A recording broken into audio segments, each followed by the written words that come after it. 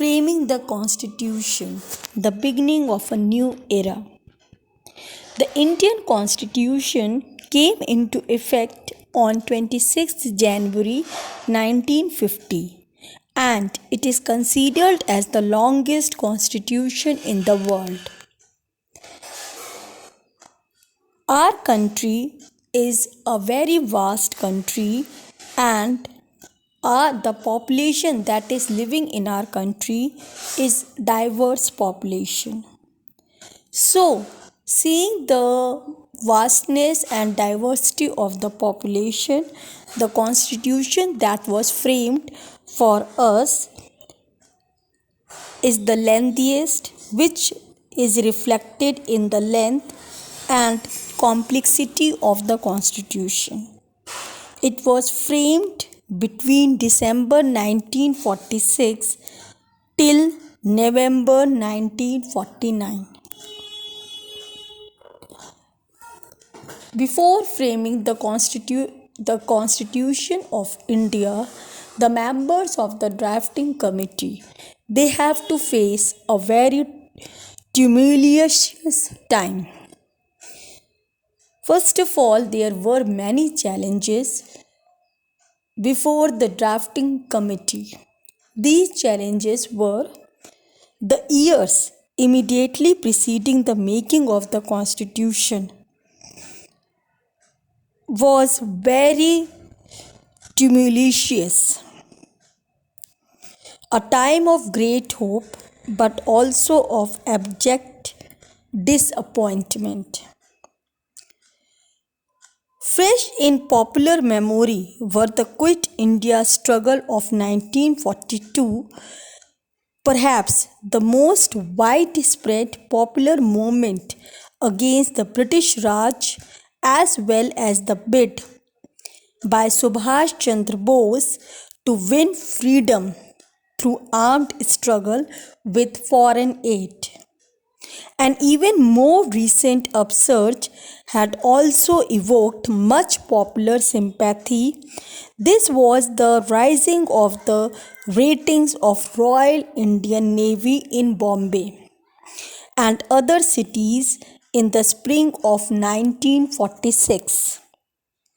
One striking feature of these popular upsurges was the degree of Hindu-Muslim unity they manifested.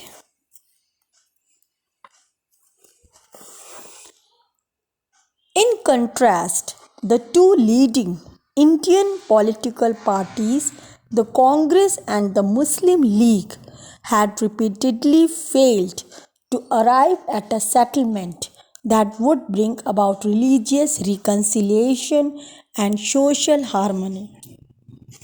So, with these hopes, aspirations, and challenges, the members of the drafting committee they sat down to form such a lengthiest constitution of the world. The articles and the provisions were discussed daily and were debated by the members of the drafting committee. And then, after when everyone present over there has given consent to a particular article or provision, then it came as a law. It is regarded as a law of the country and then it was written in the constitution. So, how the members of the Constituent Assembly were elected? Why and how they were elected and for what purpose? India is a very big country, a very big nation with so much of population living in India, which is different in every aspect. People from different races, religion, caste, creed, and from different ethnic background, they all live in India. So they all have different hopes and aspirations. How can the law which is written in the constitution, satisfy all the people of India and can survive for a long time with the dynamic world. So, with this, first of all, elections were held in December 1946, but the elections only gave the educated and the elite group of India to vote and to elect their representatives. So, people from different backgrounds and different caste and creed, religion, they voted to elect the members of the drafting committee.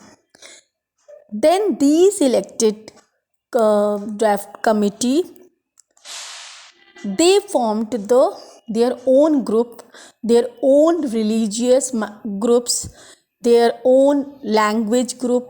All they were the representatives of their own community and their states.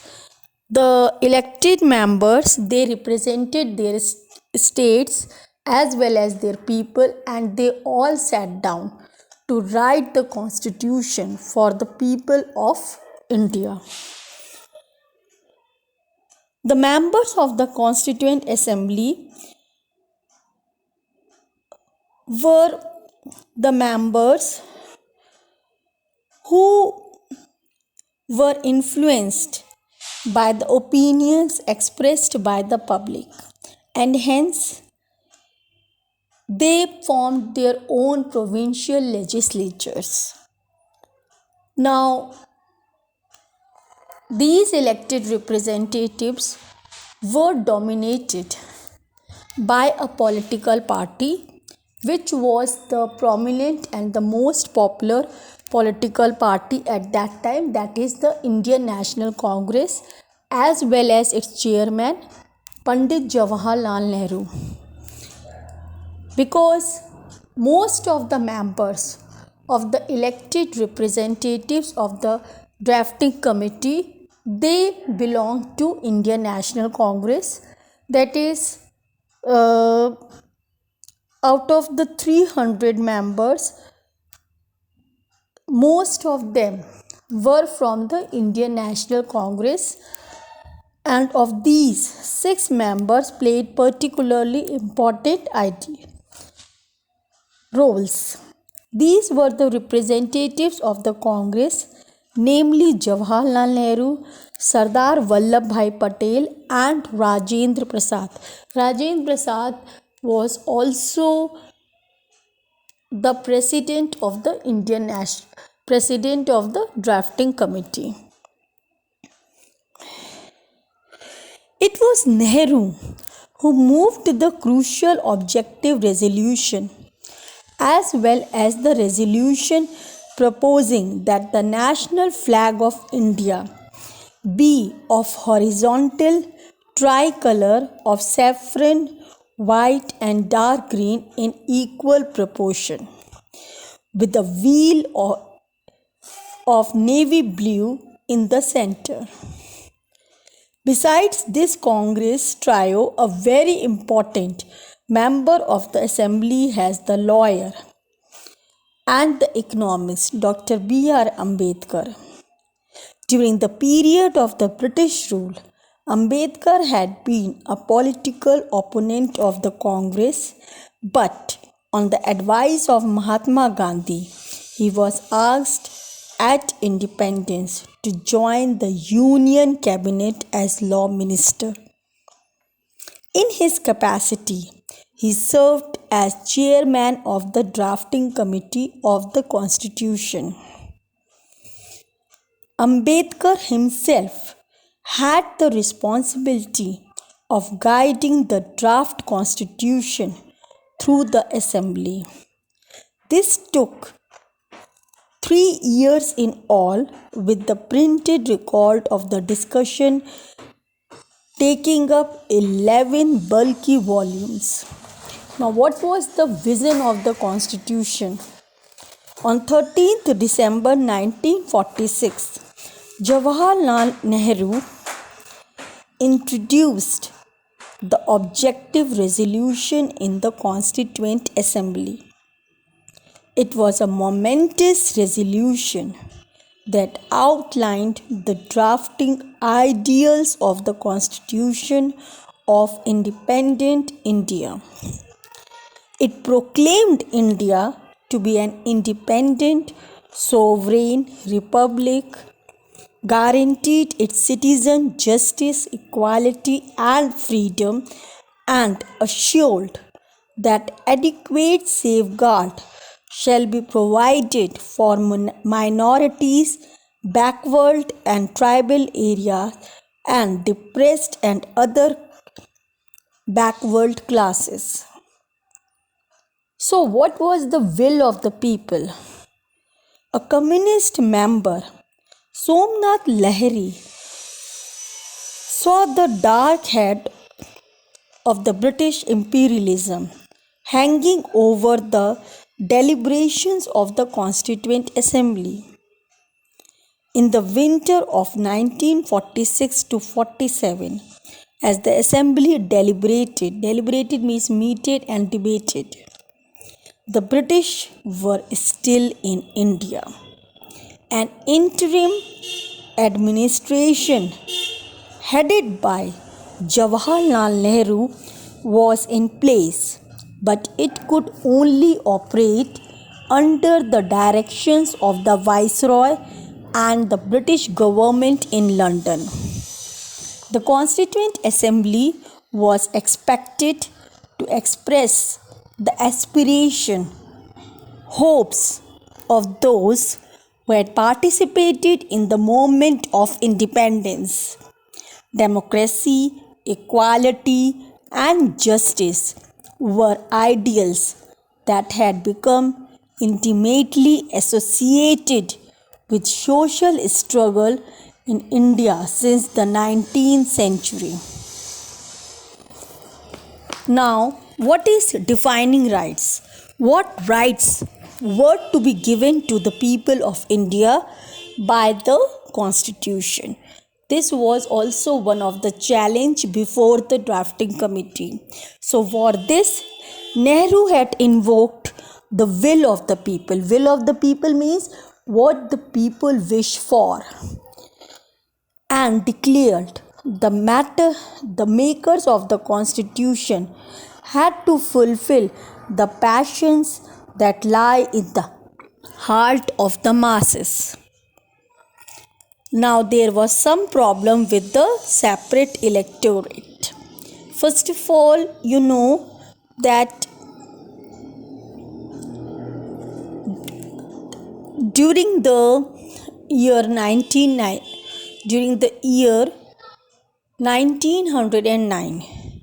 through the Government of India Act, that is also known as Morley Minto reforms, Muslims of India, they got the separate electorate.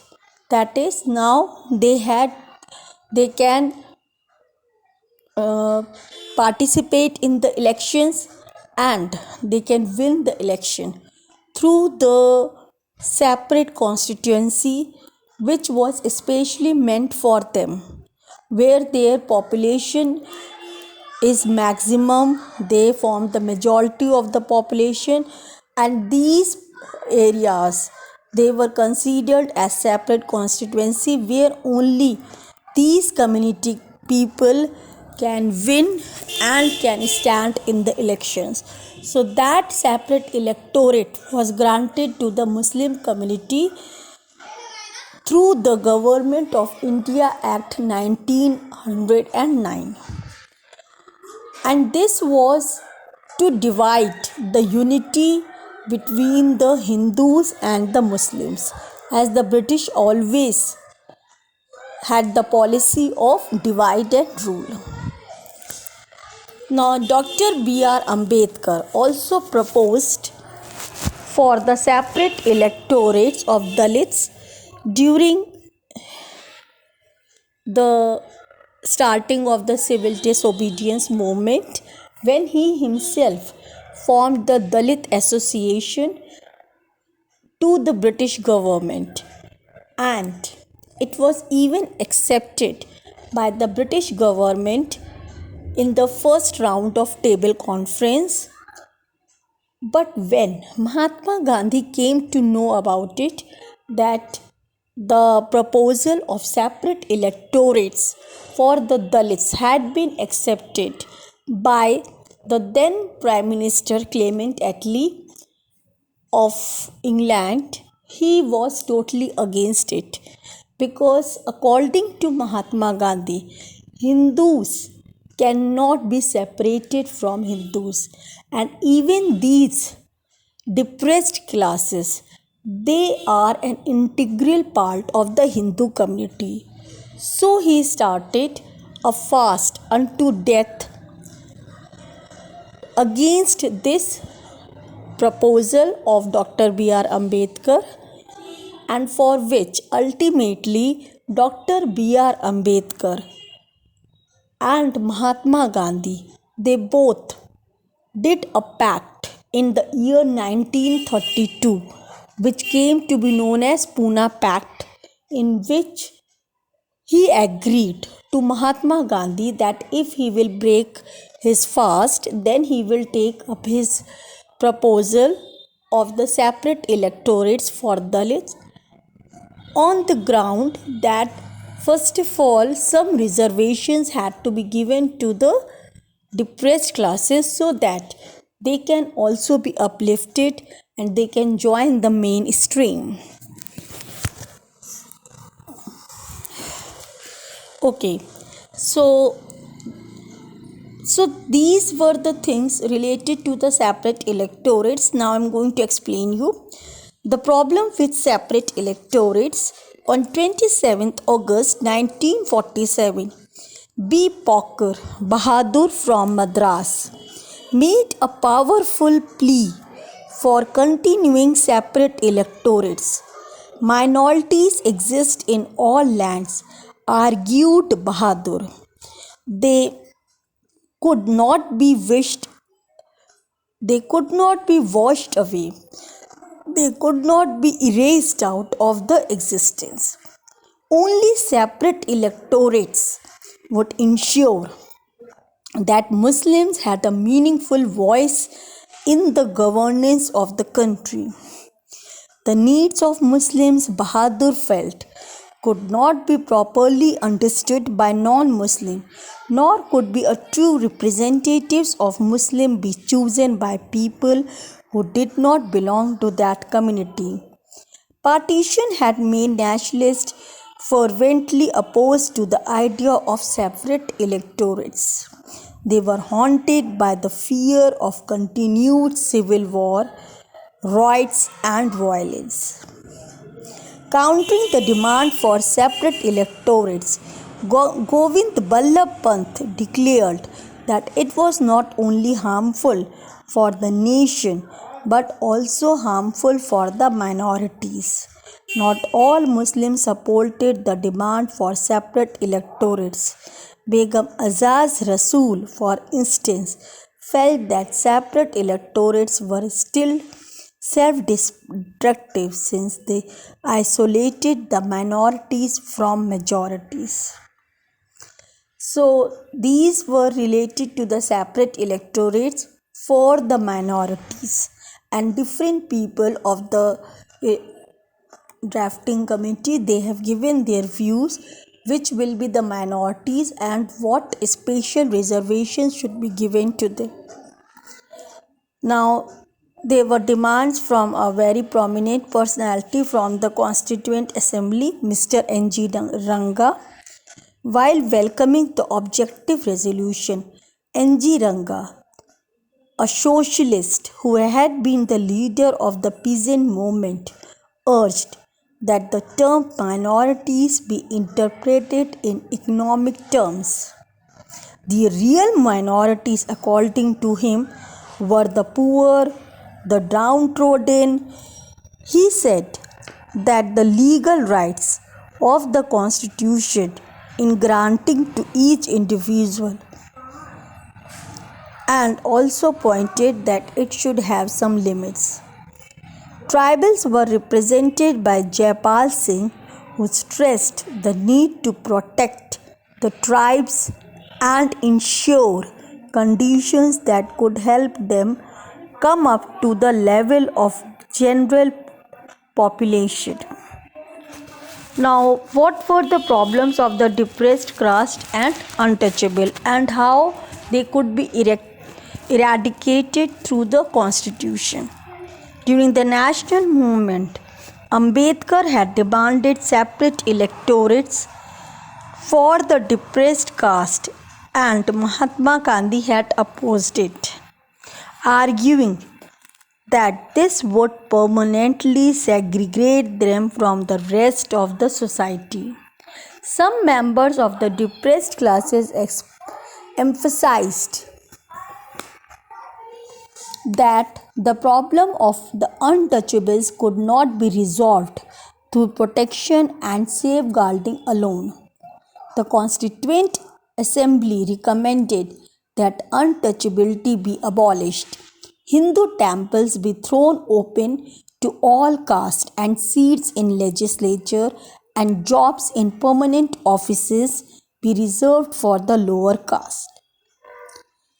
Now, for deciding the powers of the state, the drafting committee, they all agreed to some points, and these points were: first of all, the draft constitution provided for three lists of subject: union list, state and concurrent. Second, the subject in the first list came under the central government, while those in the second list were vested with the states.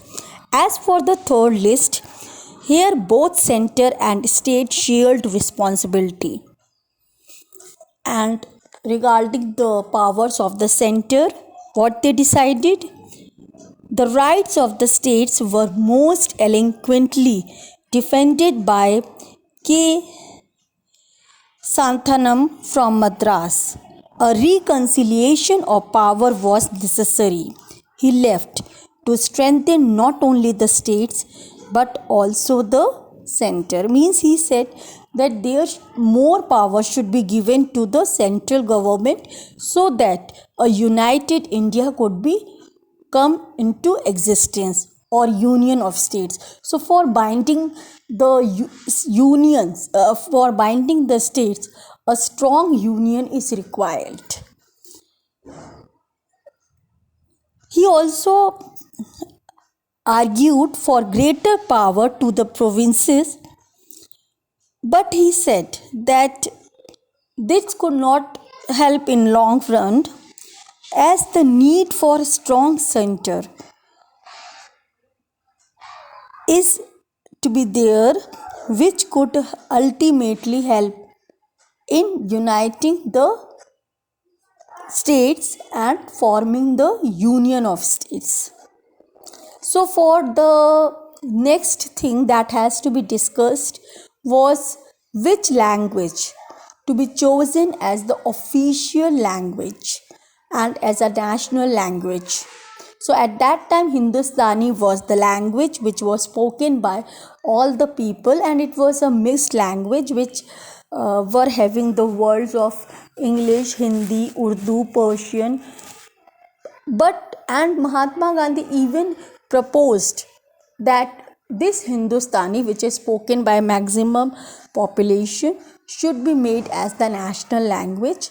But for this, most of the people of the drafting committee did not agree, as they wanted that no language should be given the status of the national language and official language should be there, in which they proposed that as Hindi is spoken only in 5 states, so along with Hindi, English should also be considered as the official language of our country.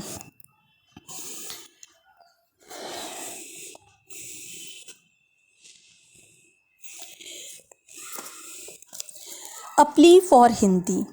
R.V. Dhulekar, a congressman from the United Provinces, made a strong plea that Hindi be used as the language of constitution making.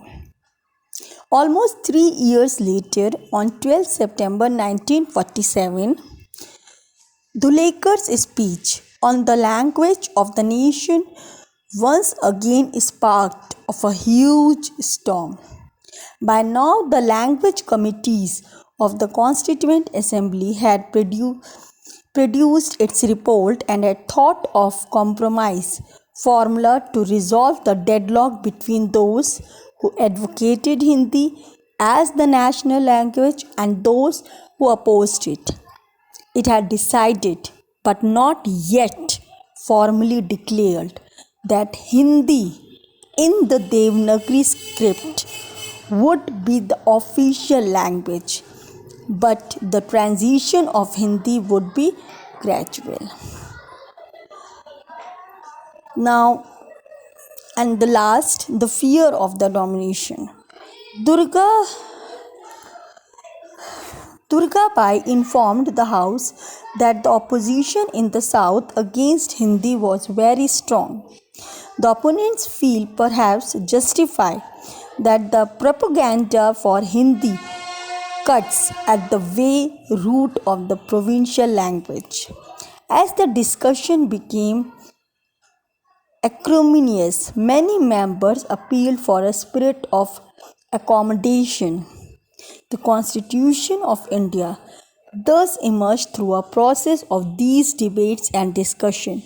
Many of the provisions were arrived at through a process of give and take by forging a middle ground between the two opposed positions. So, with this, I would conclude, and I think so that you all have understood that how the members of the drafting committee they drafted such a unique constitution of India after so difficult time they had to face, and also the challenges that were thrown in front of them, but still when they framed the constitution, it was the one of the unique constitution of the world, which not only accommodated the people of the diverse group, but it also tried to achieve their hopes and aspirations, and had